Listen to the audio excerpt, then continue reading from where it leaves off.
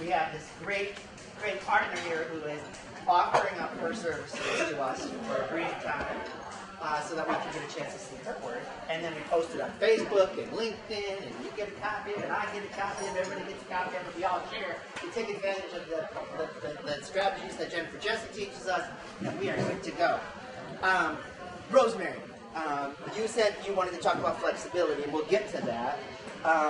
But first, tell us a little bit about where your beginnings in business. You used to work for the government. Yep. I'm a native Washingtonian, so what does every native Washingtonian do?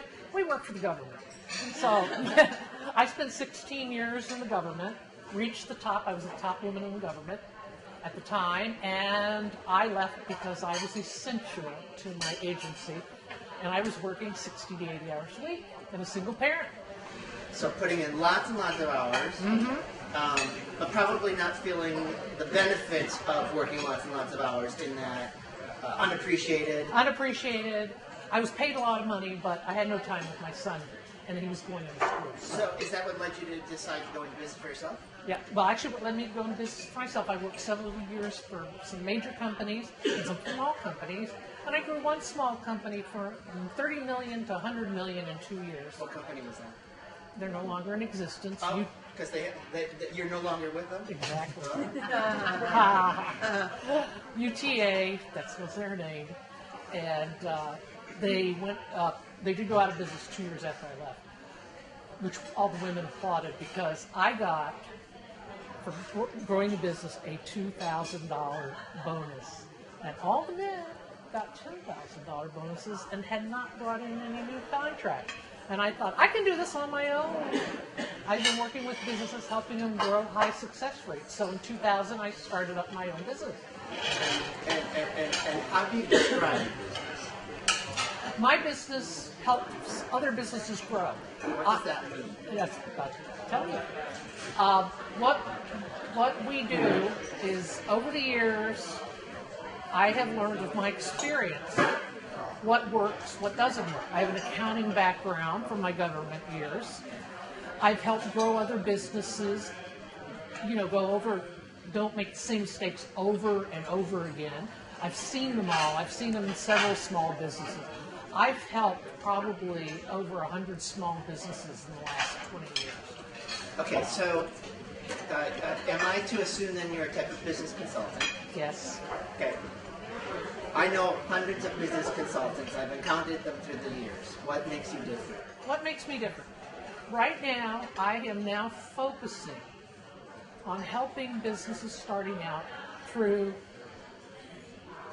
their process of getting your small business loans. So I am working with the bankers, small business bankers, who are giving you the loans and then helping you spend the loans wisely.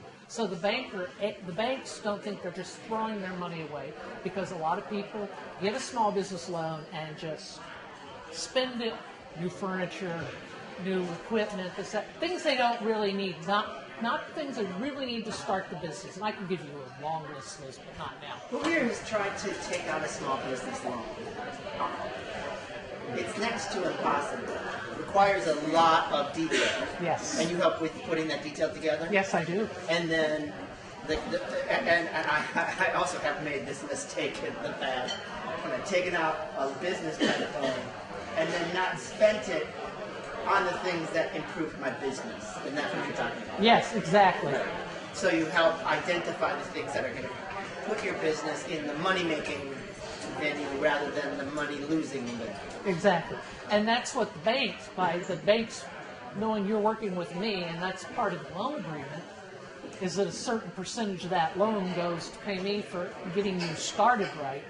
They know the money's being spent properly, and the chances of you being accepted are higher, much higher than being rejected, because we all sit there and look at the process, and then you hear about everybody getting rejected or taking years. But wouldn't you rather sit there as a banker, feel more confident about giving a loan to someone you know is going to spend it right, and wouldn't you be more confident as a small business knowing what you spend on it? Because we all don't know everything. Even I will say that, but I know who to talk to. Do you do business plans? Yes, I do business plans. So that's a big part of it. That's a big part of it. People don't like business plans, but they're necessary evil. And the banks like that. I mean, I did one for small business once. I came in, it was in a notebook with tabs. That's our copy? And I said, yes, it is. And we got $1 million loan for the company because I had it neatly arranged. They were just thrilled to have it arranged with little tabs and everything. It's just the little touches it takes to make your company stand out and make it easier for the bank to know that you will be a solid company and you know what you're doing. So just to clarify, a business plan for a business loan is way different than a business plan just because you need a business plan because your business coach said you need a business plan. So I'm going to have one page that says I'm going to work 5 days a week and for 4 hours I'm going to do networking, and that's not the kind of business plan the bank wants to see. It's a very precise document that takes a lot of research and data and is probably at least 10, 15 pages, maybe even longer. Am I correct? It depends. It depends. Yeah. But they're pretty long. Right. Not 1 or 2 pages, unless you have an extraordinarily easy to see business model. Now, there are at least 5. I mean, the documentation alone on just a simple format. So, in our email exchange, you said you wanted to talk about flexibility. Yes. I want to talk about flexibility because I think a lot of you don't realize that one of the things to succeed in business today is to be flexible.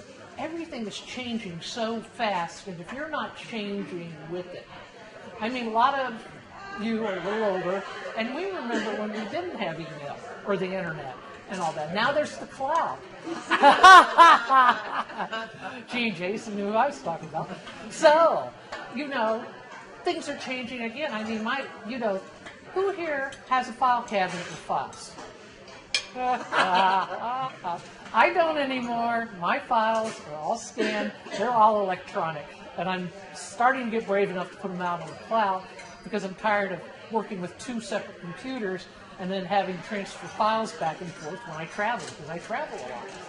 You have to be flexible enough to accept new technology, to get away from the old, and be with what's going on and be, again, flexible. That being said, Yeah. those of you who are familiar with technology, because that's all you have, I mean, do you know what a phonograph record is? Some of you? Okay. I was going to bring in a big disc, computer disc that my husband has. Yeah, I got one of those. The floppy disks that we used to use for The big floppy disc. Okay. But there is something to say for the younger generation. Some of the techniques that the older business members of our group have used, like a handwritten note, Yes. it can really make a powerful statement as opposed to an email or what we have now, an Instagram, a text message, or a Facebook post. Yeah, I'd like to add to that because Yeah. I think a handwritten note is so important. People say the mail is going out and everything, but anytime anyone gives me a referral or anything, the person gave me a referral, gets a handwritten note from me and Starbucks coffee, just so they know they appreciate, what they do, and they'll think of you again and again because that little handwritten note, and I've got all sorts of little stacks of different kinds of notes. Note paper to write those notes. So you have to think about that. You need to write a thank you note to your clients and to your people who do your referrals for you. What other things do you think we need to, as business people, be flexible with? You have to be flexible in dealing with others because, as we can see in this room, we are of all ages and all types and all nationalities. Some people get really frustrated talking to different people because of the language barriers or whatever. And in some cases, it's just politely asking them, could you speak a little slower, please? Could you speak a little louder, please? We find that in this room, we have a problem sometimes hearing people and we ask them to speak up. Or if you don't understand someone, it's okay to ask them to repeat it or explain it. I mean, we're so afraid to ask. When in doubt, ask. We don't know everything. We don't know what the other person's thinking, and it's a communication thing.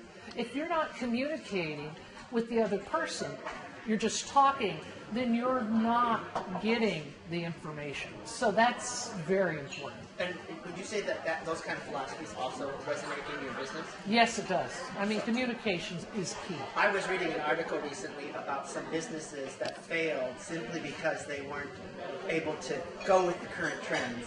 Blockbuster is a perfect example. Yes. What's the bookstore? Borders Bookstore. Perfect example. Didn't keep up with the times. Didn't change what their model of thinking.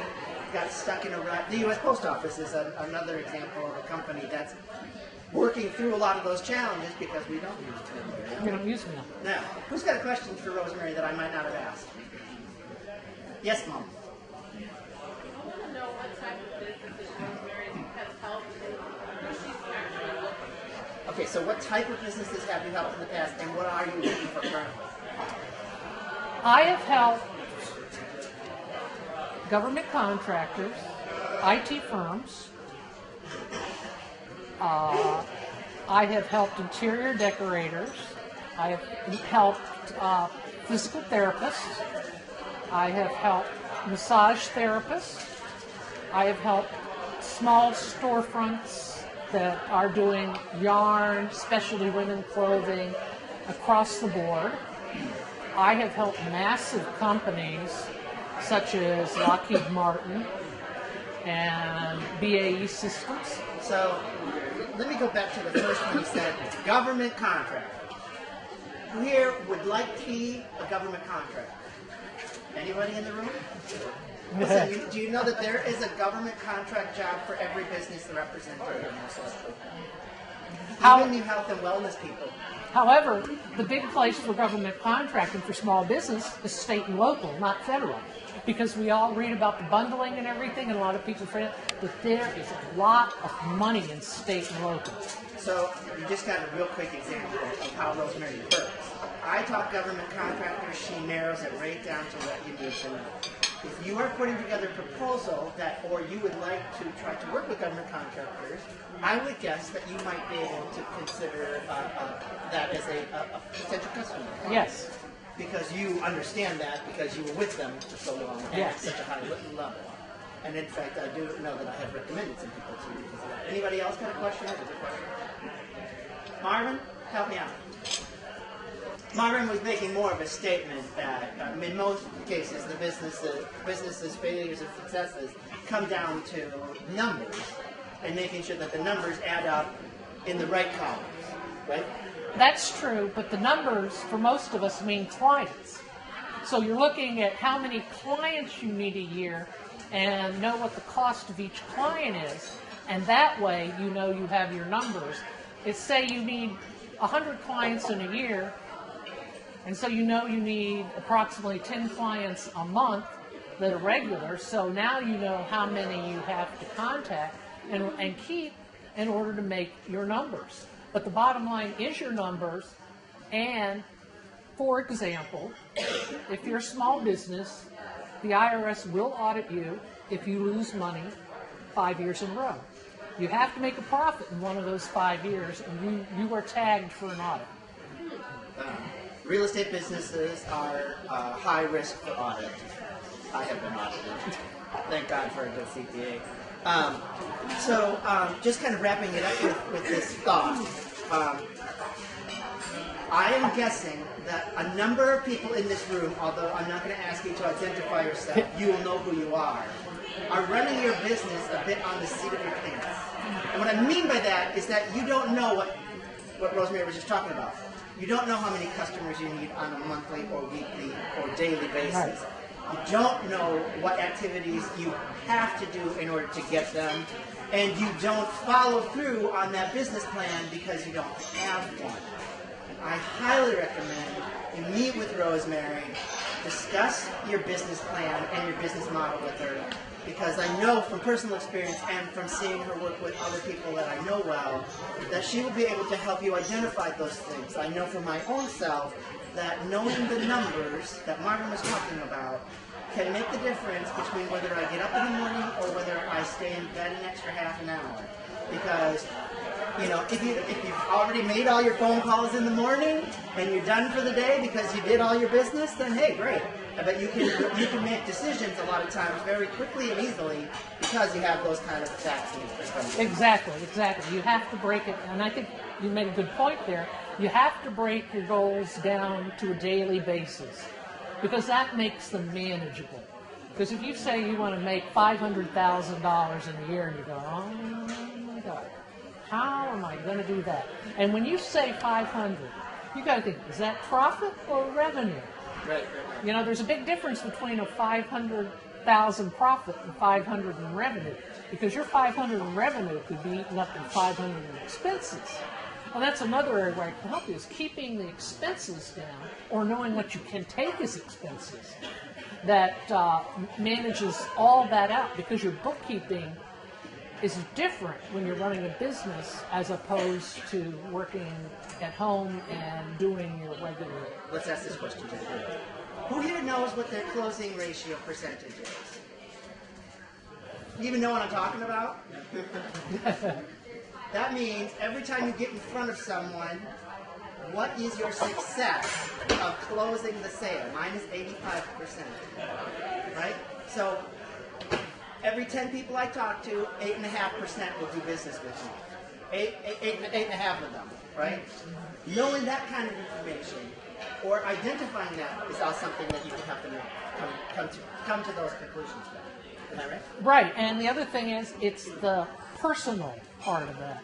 You're talking face to face, because dealing with, you do have to, I mean, the email's great and everything, and when I say face to face, I mean I have clients all over the world, and getting them an opportunity to meet them if they're in town or whatever. Perfect. Let's give Rosemary a big round of applause. I highly recommend it. Thank you, Dick.